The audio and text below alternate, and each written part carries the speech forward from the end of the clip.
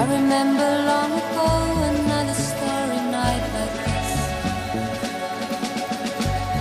In the firelight, Fernando, you were humming to yourself and softly strumming your guitar. I could hear the distant drums and sounds of bugle calls were coming from afar.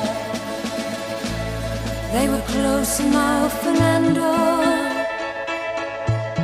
Every hour, every minute seemed to last eternally. I was so afraid, Fernando. We were young and full of life, and none of us prepared to die. And I'm not ashamed to say the roar of guns and cannons almost made me cry.